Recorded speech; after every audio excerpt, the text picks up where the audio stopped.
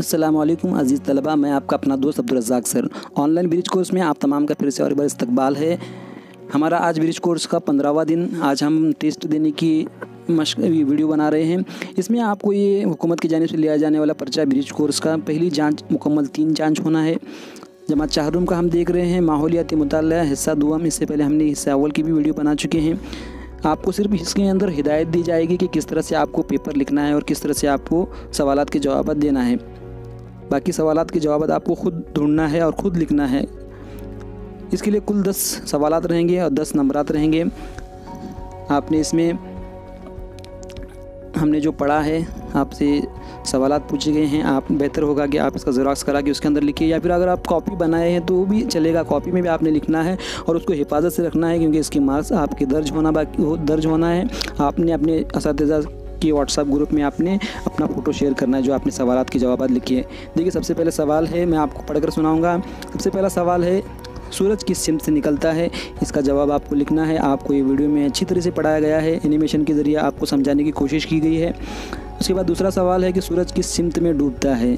तीसरा सवाल है कि हम सिमतों के नाम लिखिए, मतलब अहम सिमतें, जो ख़ास सिमतें हैं 4 जो हमने पढ़े हैं, उन सिमतों के नाम लिखिए। उसके बाद आपको पूछा गया है कि अपनी रियासत का नाम लिखिए, तो आपकी जो रियासत कौन सी है। उसके बाद आपसे पूछा गया है कि आपके ज़िले का नाम क्या है, वो आपको लिखना है। उसके बाद दिन कितने घंटों का होता है, ये भी आपको बताना है। नकल व हमल के ज़रायों के नाम लिखना है। नकल व हमल आने जाने के लिए किन किन ज़रायों का इस्तेमाल होता है, काय से हम आते जाते हैं, इसका नाम लिखना है।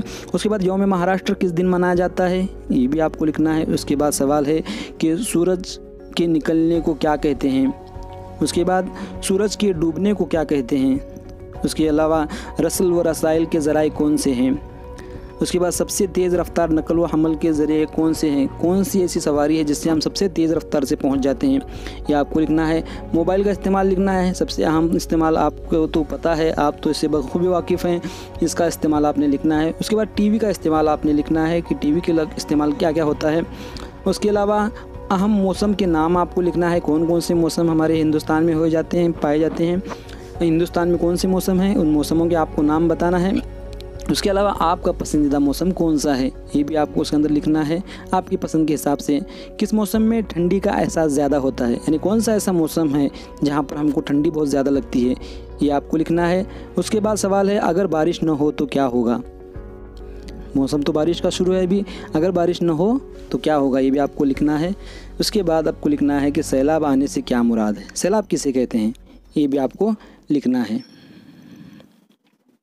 मैं उम्मीद करता हूँ कि आपको ये वीडियो पसंद आया होगा। अगर वीडियो अच्छा लगा तो प्लीज़ लाइक कीजिए, अपने दोस्तों में शेयर कीजिए और चैनल को सब्सक्राइब करना ना भूलिए। Thanks for watching.